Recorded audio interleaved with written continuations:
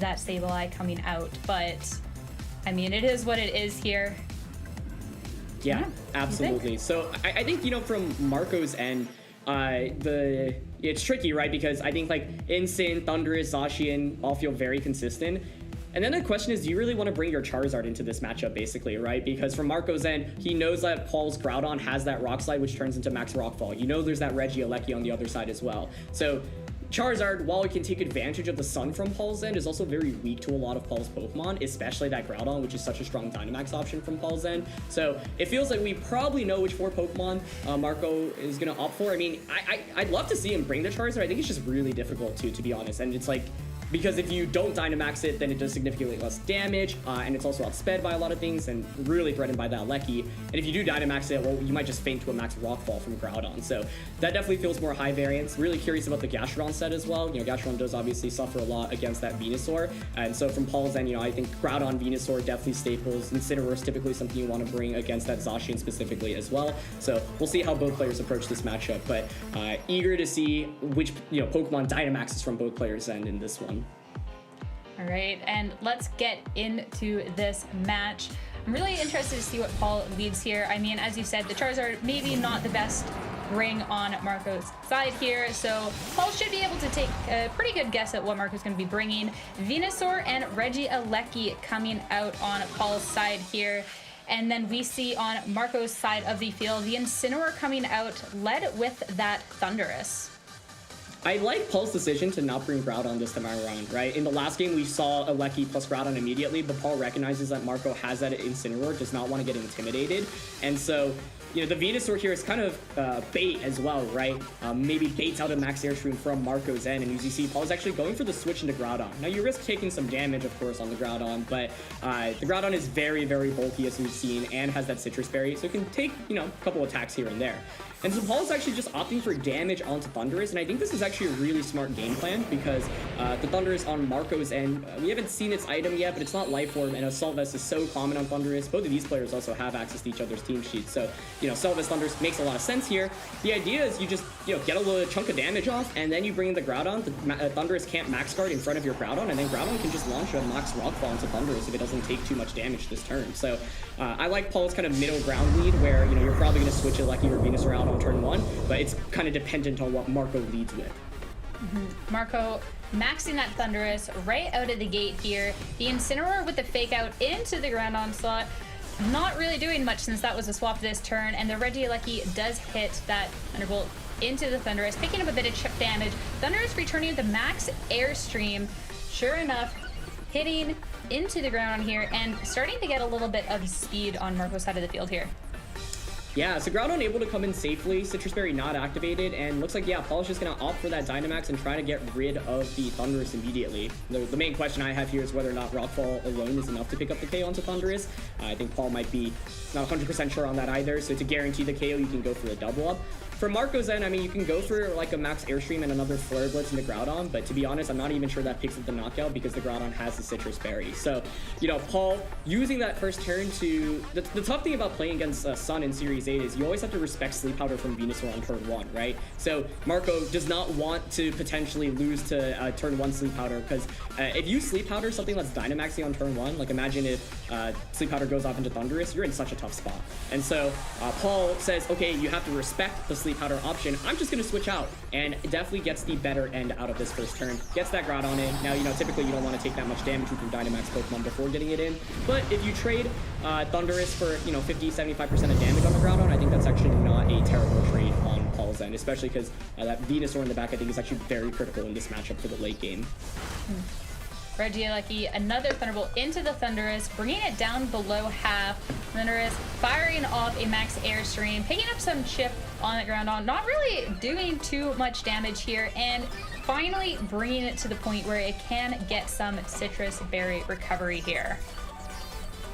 So it's definitely going to be able to heal up, but, you know, I think this is exactly, I mean, Paul's Groudon's just been so bulky. There's that Flare Blitz, but yeah, with that Berry, not able to pick up the knockdown. So in the end, Paul essentially gets an extra turn of Dynamax here, and I think that's a big advantage just in terms of having something that's bulky that's around.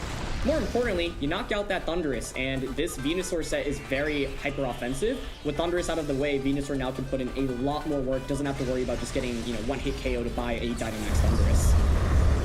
100%.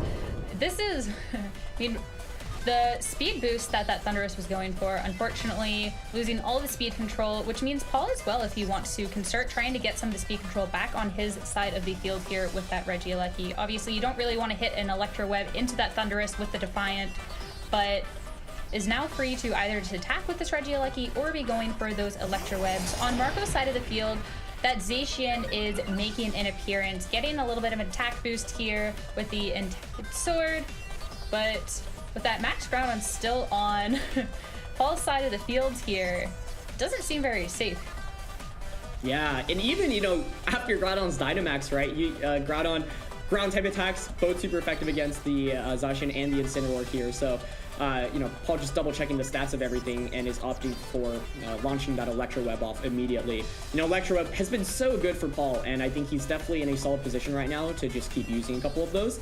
And so Zacian here is going to protect. I think that's smart because you don't want to get hit by multiple Electro Webs, right? And you don't want the Groudon to be able to outspeed you. Paul actually opted for the protect here because he doesn't want to feint to something like a Behemoth Blade, and that likely indicates that the Groudon doesn't have that much speed investment. We've seen how bulky it is, so I think you're probably going to need 2 Electro Webs to actually be able to outspeed the Zacian with Groudon specifically. So I like the protect play from both players' ends here, but in the end, I think Marco gets a little bit ahead with his protect. Yeah, the Flare Blitz trying to attack into the Groudon to try and pick up that KO here, but unfortunately with that max guard, nothing happening from the Incineroar. The Sand Chip, though, is going to bring it down to half below health, so there is going to be some of that recovery back with this Citrus Berry, and looks like here that Paul might just go for the switch and another Electro Web to try and get some speed control. Yeah, it's not every day you see someone try to switch their Dynamax Pokemon out, but I actually think it makes a lot of sense in this matchup specifically because you want to conserve that Groudon. You want to get the Sun Up for Venusaur in this endgame. That Venusaur has a very offensive moveset. I believe it actually has that Weather Ball, so it can hit that Zacian for super effective damage in the sun.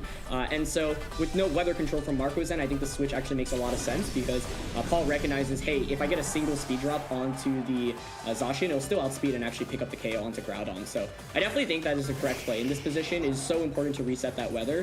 Charizard not really that essential in this late game as well, and Aleki is able to get that Electro Web off, which is going to grant him a lot of speed control going off towards the end of this match. 100% here. Then Zacian is going to hit the Behemoth Blade into the Charizard, I would assume, and yes, be doing a good chunk of damage here.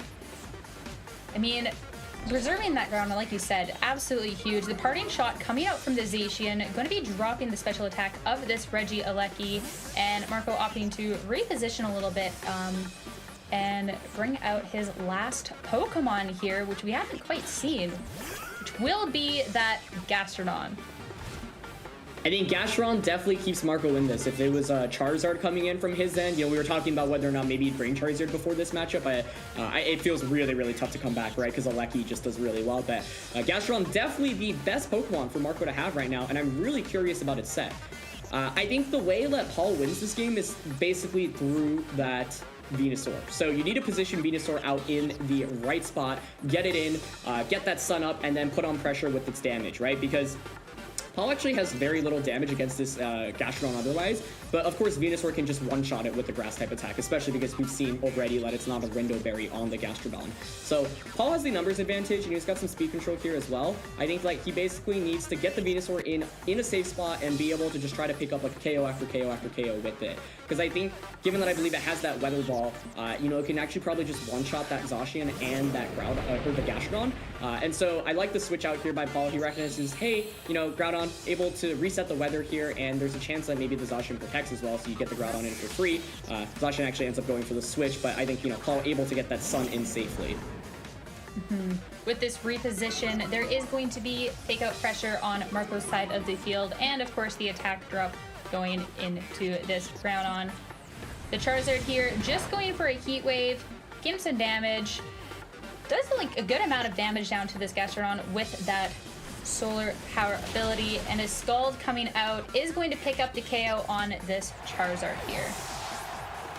So, solid trade-off for both players here, but Paul actually gets a huge heat wave off before his Pokemon faints, and that's actually really nice, right? The Groudon is so low now, it won't faint certainly from any attack, and there's that free switching into Venusaur that I was talking about. Paul didn't risk switching it in, even sacrificed the Pokemon to get it in safely, and Venusaur's looking really, really solid right now. So, Paul definitely in a pretty commanding spot right now. He has a lot of options right now, right? I think on one hand, you read the fake out from Marco's end.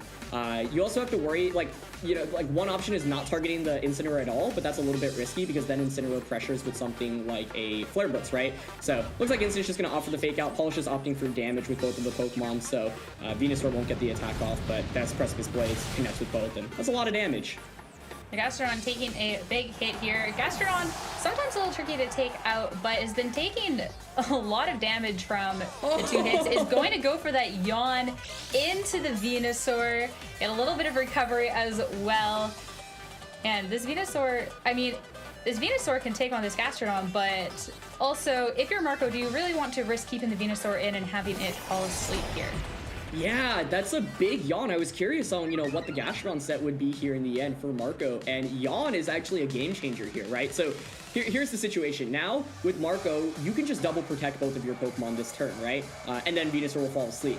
So Paul, as a response to that, as you see, wants to switch out into that Regieleki. Now, if you're Marco, you can make a big play and say, there's no way Paul's going to stay in here, because if he stays in, I could have just double protected. You could read into that Regieleki switching in and go for an attack onto that slot. So if Paul makes the correct play this turn, it really feels like he should win the game with Venusaur. If Marco is able to maybe read into the switch out that Paul's considering, though, and call it correctly, Marco still keeps himself in this game. So let's see, this is really critical whether or not the Gastrodon and the Zacian will just opt to go for the protects here, because if not, then, Paul had an opportunity to just outright win the game with either a Grass type attack and a Gastrodon or that Weather Ball into the Zacian. All right, the Regieleki swapping in here. So interested to see how this plays out. The protect coming out from the Zacian, hitting into the Groudon here, and the Gastrodon opting for that Earth Power, big Earth Power into this Regieleki and picking up this KO here. Yeah, so Marco didn't offer the protects, was able to predict the switch outs on Paul's end. So this is going to be a really interesting finish to the game. I wanted to say this earlier, Groudon, the turn it went for Precipice Blades and KO'd Incineroar, had the opportunity to actually go for a Swords Dance there. I was thinking Paul maybe didn't want to risk the Swords Dance in case Marco went for the very rare play of switching the Incineroar out into Zacian, and then just let Zacian come in for free. So, Paul's Venusaur can definitely win in this scenario. It's just a question of who do you target and do you make the right target here, right? Can you read into who Marco is going to protect this turn? Because if Marco now, having not protected last turn, can protect either of his Pokemon, you either get that Yawn off into Venusaur once again, or that Behemoth Blade into the Venusaur as well from Zacian. So, Paul has to make the right target selection here. If Marco is able to predict that and call it correctly, gives him a huge advantage. So, yeah, Paul definitely had an early lead here, but Marco making really good plays in back-to-back turns to keep himself in this one. And, Venusaur looks really good here in this endgame, but it can only target one Pokemon at a time. It's going to be the Protect from Zacian. Oh! Okay, now just see where everything is targeting into the Zacian slot here. And Groudon does go for that Sword Stance, raising the attack stat by 2, definitely applying a little bit of pressure here. The Gastrodon will hit the Earth Power into it, though. The Sword Stance isn't going to do anything. Gastrodon picking up yet another KO here, and it's just a force to be reckoned with. It's picking up all these KOs with these Earth Powers. It's getting this leftovers recovery slowly but surely, and this Venusaur can put such pressure on this Gastrodon, but Marco's done a really good job of kind of isolating it down, so Paul really has to pick what he goes after here. Yeah, Zacian goes for the double protect, assuming that Venusaur is going to target that slot, which I think is a good play. There is that Weather Ball we've been talking about this entire time, finally coming out from the sun, able to pick up that one-hit KO. That's a really big tech that Venusaurs are running nowadays. And we know the Gastrodon has Yawn, we know it has Protect, so we'll probably go for Yawn here, Protect next turn, and then it's going to come down to sleep turns, I think, Sierra. So we'll see if the Venusaur can wake up fast enough, and this is going to be a really, really wild endgame. And it's, Marco bringing this back as best as he can. The fact that it's coming down to sleep, a Gastrodon versus Venusaur, sometimes you just see that the Venusaur being able to hit that 4-time effective grass move against the Gastrodon, I think it's over. But this Gastrodon doing everything it can to really bring out this end game. And the fact that this Venusaur is going to sleep, I mean, I think it really depends, like you said, on the sleep turns, as well as how much damage this Gastrodon is really going to be able to apply here. Yeah, absolutely. We know that it doesn't have something like an Ice Beam because we've seen its full moveset, so it's just going to be Earth Power. What this boils down to is, can Paul wake up fast enough? Can he avoid maybe, you know, Earth Power special defense drops here as well? Venusaur is going to take its first turn of sleep, so can wake up starting the next turn. Here's going to be the first Earth Power. How much does it do? A decent chunk of damage, but it's still going to take a couple of more hits to really pick up this KO. Man, I mean, if you're Paul here, you're sitting here just praying to wake up, and on Marco's side, just praying that it stays asleep. Oh, it stays asleep? Okay. Second turn to sleep here, another Earth Power. Of course, not going to be picking up the KO, but Marco just needs one more turn of sleep here to be sealing this game up. Oh, it all comes down to this. Venusaur needs to wake up on this final turn. Does it take a third turn of sleep? It does! Oh no! Marco able to hit a third Earth Power into that Venusaur and pick up that victory. I mean, I feel like it's not every day that you see Gastrodon go 1v1 versus a grass type and pull out a win, but Marco played that so well, being able to get that yawn, being able to isolate it, put it to sleep, and just chip away at it until finally picking up that KO and getting the game. That was wild. I mean, I want to give both players props there because I thought Paul was making like safe and consistent plays up until maybe like the last 2 or 3 turns. And even in those turns, it's not like it looked like he had an early lead, right? But the reality is that Marco made just really, really good predictions to keep himself in this game. Marco recognized, hey, I'm kind of behind in this match, so I kind of need to just kind of play out of my mind and make the right calls and hopefully just read into Paul's soul, right? And so that's what he was able to do, right? Making the correct Earth Power onto the Regieleki switching, getting that out of the way, calling that the Venusaur was going to go for the Weather Ball onto Zacian correctly, getting that Scald, or getting the Earth Power to knock out the Groudon, forcing it to be a 2v1 situation. In the end, yeah, Marco needed to get, you know, fortunate with sleep turns there to win the game, but he also, you know, fought really hard to even put himself in a position to where that was relevant, right? Because I think in a lot of different outcomes, Marco wouldn't even have a chance to win this game with that late game Venusaur. So he definitely fought to his outs there. I think Paul honestly did a good job as well. He, you know, had an early lead, and in the end, you know, he wins that game the majority of the time. But wow, what a doozy. I mean, that was just absolutely wild.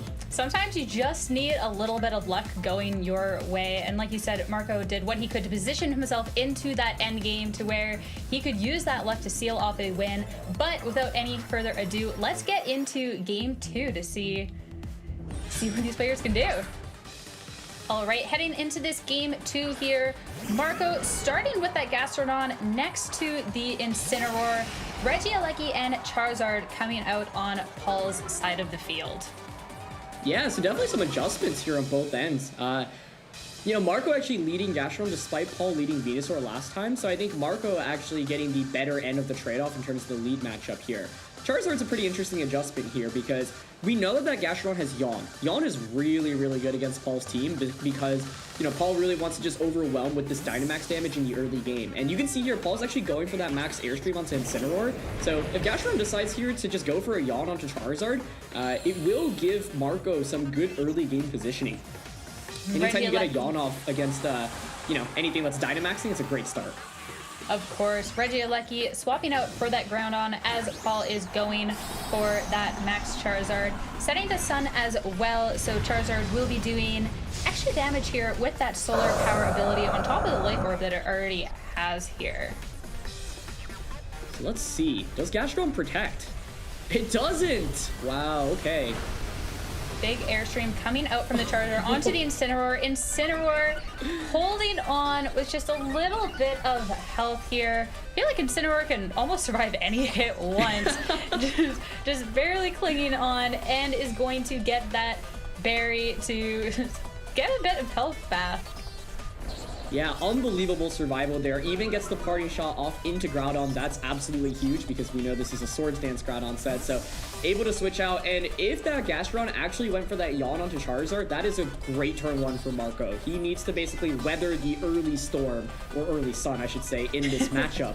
And so able to get that, positioning out, psycho that instant back in for future fake outs and intimidates is really valuable as well. And so, I think Paul there didn't go for that max airstream onto Gastron because he was expecting Gastron to protect, right? One approach you could see Marco taking in this game is protecting Gastron on turn 1 and then switching out into Thunderous on turn 2 so that Gastron just doesn't take any damage from max airstreams. But Marco makes a really aggressive prediction there, saying, I just don't think you're going to max airstream into the Gastron, or perhaps Gastron's just really, really specially defensive and Marco is expecting to survive a max airstream there. And it is going to be that yawn into that Charizard.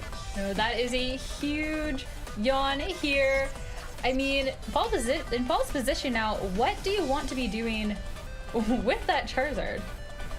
Yeah, that is such a good question. I mean, the reality is that, like, the residual effect from G-Max Wildfire is so strong that I think Paul feels forced to basically stay in with the Charizard, go for that Wildfire into that Thunderous slot. From Marco's end, you could easily switch that Thunderous out back into Incineroar. That takes the Wildfire, gets another Intimidate off against the Groudon, and it feels like a relatively safe switch. So, yeah, looks like Thunderous is going to pull out that switch, and it should be Incineroar. Incineroar hitting the field yet again with the Intimidate onto that Groudon. With the parting shot last turn and the Intimidate this turn, definitely slowly be bringing it down here. The Charizard, of course, with that Wildfire into it. I mean, didn't need to do too much damage to pick up that KO here. Either way, Incineroar is going to go down. The G-Max Wildfire effect, as you said, is going to be doing a lot for him here upcoming turn. Groudon going for that Sword Stance, trying to build back its attack stat after all of those stat drops, and Gastrodon just opting for the yawn into the Groudon as well. Yeah, these yawns are really, really good for Marco. They're such a strong option right now, and they're able to basically disrupt Paul a lot right now. And so that Charizard is going to fall asleep, right? And that's already tough because you basically lose a turn of your max here. In addition, you have now put on pressure against Groudon. Groudon got that Sword Stance off, but that only puts it back at neutral anyway, right? So it's not actually doing that much damage. And now Marco is able to just Dynamax and maybe overwhelm Paul with offense, right? I think Dynamax Thunderous is really strong, especially because Paul this time around isn't going to be able to Dynamax that Groudon. Groudon here in a really tricky spot as well, right? Because it's currently affected by Yawn. And so I really like how Marco played the first 2 turns. A little bit risky, especially because maybe that Life Orb Max Airstream could have just knocked out that Groudon, or sorry, the Gastrodon in the beginning of the match. But now Marco positioning himself to have multiple extra turns of Dynamax relative to Paul. And with that Zacian that he has in the back, I mean, all it takes is 1 speed boost onto that, and Zacian is really just gonna, outspeed pretty much everything on Paul's end. And so great start to the game for Paul, or for Marco here for sure. Charizard sleeping off that last turn of Dynamax here, as you said. Attack coming out from the ground is going to be picking up a little bit of chip, but that's all it is just a bit of chip here as we see the max airstream hit into that Charizard. Good amount of damage, as well as starting to get some speed boost on Marco's side of the field. Yeah, I mean, every speed boost definitely critical here, and with the Gastrodon being able to just go for inert power there, I mean, that covers for any switch out options, and Paul gets a little bit of damage off, sure, but this Thunder still has 2 turns of Dynamax, and this time around, you don't have something to just knock out it immediately the subsequent turn, right? So, yeah, I think Marco definitely in a much better spot than he was in that early game last time around, because he kind of has the Dynamax advantage, and once again, it's the yawns that are so critical here. Paul really had no option with that Charizard slot. I mean, maybe you can consider switching out, but Charizard at this point is not doing anything for Paul, so he basically wants Marco to actually pick up the knockout onto that. Now, both of Paul's Pokemon asleep. He's in definitely a tricky spot right now. I mean, you're hoping for Marco to kind of just knock you out and maybe give you free switch-ins. I'm actually kind of surprised that Paul's not withdrawing the Groudon out here to maybe reconserve that weather, but he's going to be able to bring in that Zacian on Marco's end, and now Marco, if you go for an Airstream there, that's exactly what you want, right? Give a speed boost onto that Zacian. Now you have a +1 attack Zacian with that speed boost as well, and that looks really, really scary in this end game.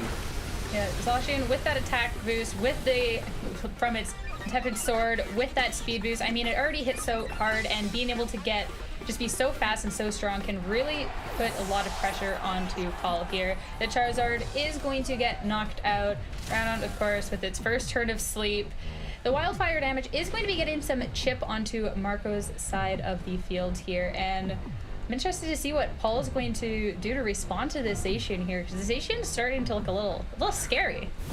Definitely a little bit scary here, and getting a speed boost onto that is very, very critical as well. So let's see. I think that this time around, I mean, yeah, Marco's just in a much better position. It does a really great switch out as well. It recognizes, hey, Gastron's not really going to do much for me at this point, so might as well get that speed boost and really get the ball rolling. So, and the main, I think, tricky thing for this game for Paul was that the yawns have just disrupted him so much, right? He felt pressure to stay in with both Pokemon. The turns that the yawns happen, but as a result, you know, you take a guaranteed turn to sleep afterwards, and now Paul is effectively, playing like a 1v2 in these scenarios. So it's just a really tough spot for him to be in. And I mean, if he doesn't get early wake-ups, like with this Groudon, for example, I don't really see how he comes back into this match, to be honest, other than maybe trying to crit Thundurus with like a Thunderbolt, for example, but really tough spot for him to be in right now. Well, I wouldn't really want to be counting on the early wake-ups, considering what we saw in the end of the last game. Zacian is going to be going for that Protect. Thundurus going with the Max Knuckle into the Regieleki, dealing about half of its health here. But this is starting to get to be a really, really scary situation. Marco getting the attack boost on both of his Pokemon. The Zacian already had an attack boost already onto it from that Intipit Sword. As well, the Airstream boost with the speed. And there's going to be some more Wildfire chip onto Marco's side. But these Pokemon are just going to be so fast and so strong that even if they're slowly getting damage chipped away, I feel like they're in a position where they can just start to overpower all of Paul's Pokemon here. Overpowered for sure, yeah. And I think the main thing here is just these speed boosts, right? You've kind of weathered the storm of Paul's Dynamax. You put yourself in a position now where you can outspeed consistently, and you know, Zacian's taking damage, but it's not getting KO'd anytime soon right now. So yeah, I think really, really outstanding play here from Marco to put himself in just a fantastic spot. And this Thundurus plus Zacian is just so difficult to deal with in this endgame, because all Marco needs to do is exactly how he's playing this right now. Just go for safe plays. No need to risk anything. You've got in speed boost onto both of your Pokemon, so outspeeding that Aleki is really, really critical. And now there's no need to even make any predictions, right? You know, Groudon was able to wake up, but the question is, how much can it really offer at this point? Venusaur's the last one, but I mean, this is why I was kind of surprised Paul didn't switch out that Groudon earlier, because now you're in a really tricky spot where you can't get the sun up. And I think the explanation for why Paul maybe didn't switch out was because of the fact that he didn't want to just switch in Venusaur and have that take any damage. But now Marco's just going to outspeed with both Pokemon on his end. You know the movesets on both Pokemon, so you know that the Venusaur here can't actually do very much other than maybe a Sleep Powder. And so Marco can, you know, safely double up into that slot. As soon as Venusaur goes down, that should be game over. So Paul at this point is basically hoping for a mistake from Marco's end, hoping that for some reason Marco targets down the Groudon. But yeah, looks like he's going to start this off with a Wild Charge into Venusaur. Picking up a little bit of chip here, also taking a bit of recoil damage. Zacian going for that Behemoth Blade. This is going to be a huge attack here, dealing massive damage to that Venusaur, and sure enough, doubling into that slot, picks up that KO, and it's just this Groudon against the world now. And I mean, I don't think it can really do too much. Paul, recognizing that as well, is just going to opt to back out of the game here, saying GG over to Marco. I think Marco played that